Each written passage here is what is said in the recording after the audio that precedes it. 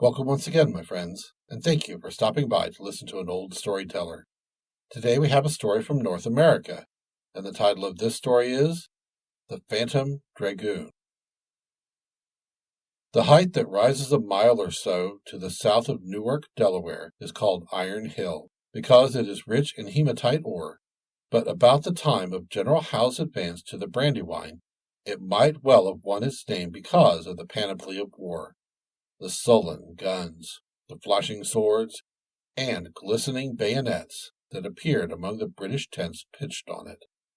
After the redcoats had established camp here, the American outposts were advanced, and one of the pickets was stationed at Welsh Tract Church. On his first tour of duty, the sentry was thrown into great alarm by the appearance of a figure robed from head to foot in white, that rode a horse at a charging gait within the 10 feet of his face. When the guard was relieved, the soldier begged that he might never be assigned to that post again. His nerves were strong in the presence of an enemy in the flesh, but an enemy out of the grave? Ugh! He would desert rather than encounter that shape again. His request was granted.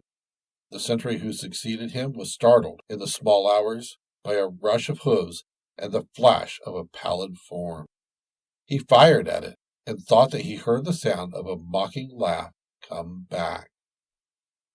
Every night the phantom horseman made his rounds, and several times the sentinels shot at him without effect, the white horse and white rider showing no annoyance at these assaults. When it came the turn of a skeptical and unimaginative old corporal to take the night detail, he took the liberty of assuming the responsibilities of this post himself. He looked well to the priming of his musket, and at midnight withdrew out of the moonshine and waited, with his gun resting on a fence.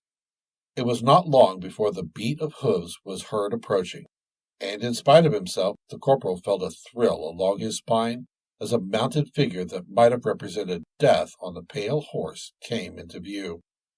But he jammed his hat down, set his teeth, and sighted his flintlock with deliberation.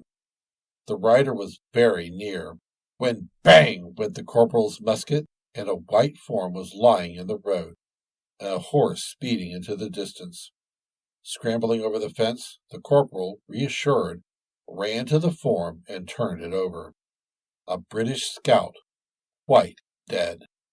The daring fellow, relying on the superstitious fears of the rustics in his front, had made a nightly ride as a ghost in order to keep the American outposts from advancing, and also to guess, from elevated points, at the strength and disposition of their troops. He wore a cuirass of steel, but that did not protect his brain from the corporal's bullet. Thank you once again for listening to this story. If you enjoyed this story, please press that like button. Also, please help an old storyteller out by subscribing to my channel. The next story will be posted in a few days, so until then, may your story continue to be a good one.